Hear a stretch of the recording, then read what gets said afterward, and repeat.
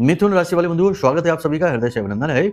मिथुन राशि Bhind YouTube channel में। तो मिथुन राशि वालों, जरा ध्यान से सुनिए। एक ऐसा ग्रह आपकी कुंडली में है जो यदि पॉजिटिव है तो वह आपको धनपति बना सकता है, कुबेर बना सकता है। पैसा इतना आएगा आपके पास कि आप संभाल ही नहीं पाएंगे, हर कार्य में सफल होंगे। मिट्टी को भी हाथ लगाएंगे तो सोना बन जाएगी, अगर ये प्लेनेट आपका सही है, क्योंकि यह लक्ष्मी का ही स्वरूप है। शुक्र की बात कर रहे हैं हम, लेकिन शुक्र हमारा अक्सर खराब ही रहता है।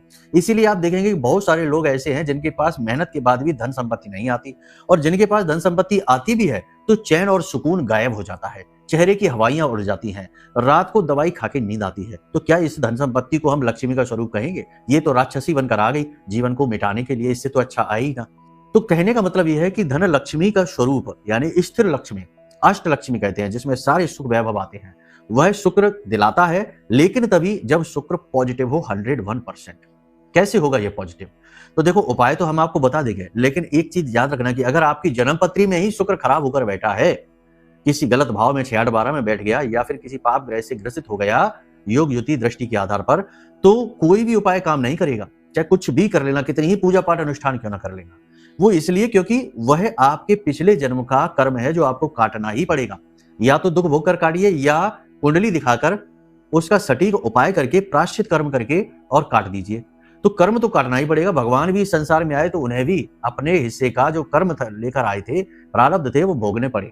ठीक है, तो उससे तो नहीं बच पाएंगे आप। लेकिन यदि थोड़ी बहुत कहीं कोई अड़चन है किसी प्रकार की नेगेटिविटी की वजह से, तो उसको हटाने के लिए आपको उपाय बता देते हैं। बड़ी ही सरल उपाय है। एक तेज पत्ता लीजिए, तेज पत्ता शुक्र का ही प्रतीक मानते हैं।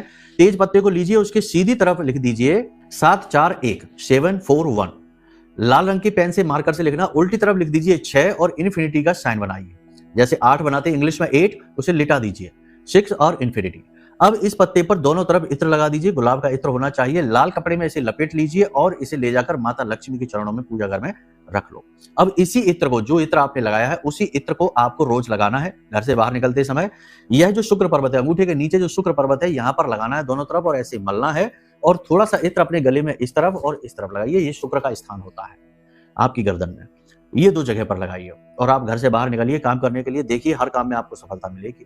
लेकिन कंडीशन एक ही है कि आपकी जन्म पत्री में शुक्र अच्छा होना चाहिए।